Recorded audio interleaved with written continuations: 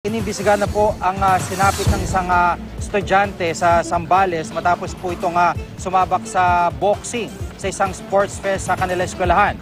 May live report si John Consulta. John?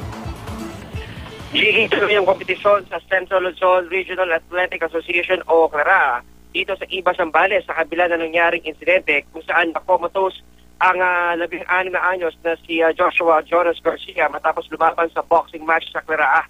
Base sa CT scan, nagkaroon ng blood clot sa kanang bahagi ng utak ni Jonas dulot ng malalakas na tama sa ulo. Nilagyan na siya ng tubo at ventilator dahil hindi na siya humihinga. Nasa intensive care unit ng President Ramon Magsaysay Memorial Hospital si Jonas buong araw. Si Jonas ang representative ng Bulacan sa CLARA at nakalaban niya ang isa pang 16 anyos na galing ng Bataan. Alamang unang round ng laban, Jiggy ay nagkaroon ng counting nose bleeding si Jonas pero naklear naman siya ng doktor at nakapagpahinga bago ang sunod na round. Pagkatapos ng ikalawang round ay kininda ng bata ang pagpahilo kaya itinigil ang laban at dinalagan siya sa ospital. Pero bago ang laban ayon sa mga kasama ni Jonas ay hindi na pala maganda ang pakiramdam ng pinatiglo. Para si Jiggy sa informasyon nakalap ng GMA News ay hindi raw nga dapat si Jonas ang lalaban sa Regional Athletic, hindi kundi ang kakabal niya na matagal nagpo-boxing.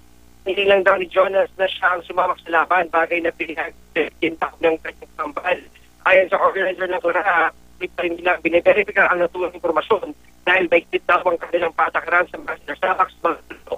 Ngayon pala ay masikip ng mga problema ang member ng dyan, nag-iimbestiga. Sunod daw ng mga boxing trainers na mga pitch lang pala.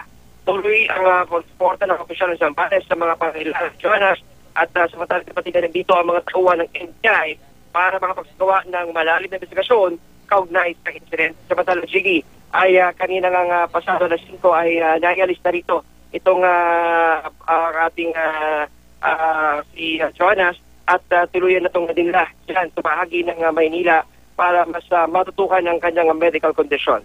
At yan muna dito, mula pa rin dito sa Iba, Zambales. Balik sa'yo, Jiggy.